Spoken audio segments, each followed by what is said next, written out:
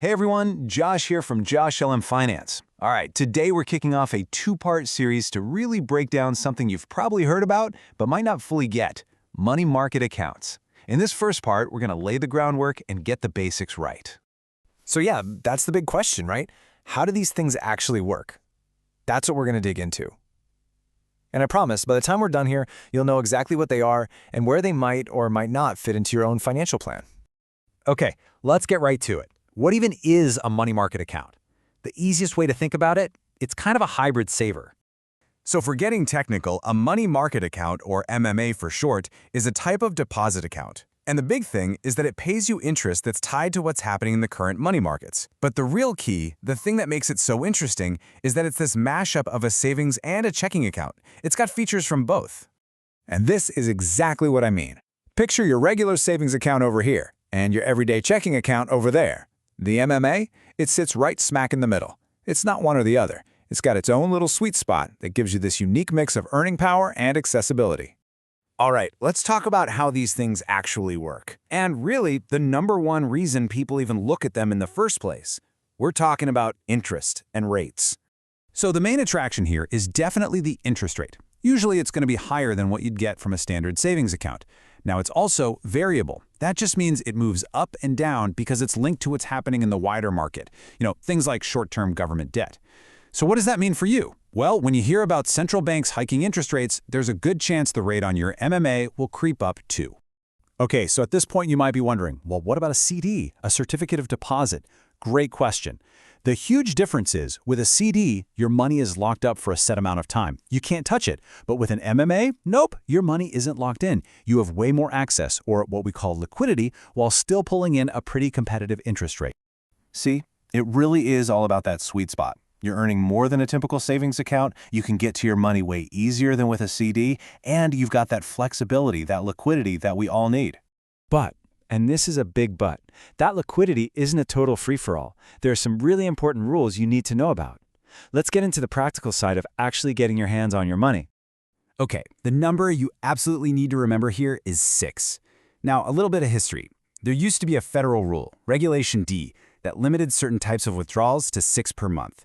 While that federal rule is technically on pause, guess what? Most banks still keep that limit as their own policy. So yeah, you might get a debit card or even checks with your account, but don't get it twisted. This is not for your daily coffee run. Here's the best way I can put it. Think of an MMA as a high-yield holding place. It's a parking spot for your cash, a place where it can rest and earn a decent return while you figure out your next big move. What it is not is your daily spending account. Absolutely not. So, if it's just a holding place, how does it actually put your money to work? Let's peel back the curtain a bit and see how that interest actually gets paid to you. Okay, so there are usually 3 key things to know about how you get paid. First, the interest can be tiered. All that means is the more cash you have in the account, the better your interest rate might be. Second, it compounds. That's the magic, right? It could be daily or monthly. And third, it's all automatic. The interest just gets dropped right back into your account. Your money is literally making money all by itself in the background. And that right there is exactly why I personally think these accounts are so great for what I call parked cash. That money you've set aside but you haven't quite decided what to do with it yet. Maybe it's for a down payment or you're waiting for the right moment to invest. It's perfect for that.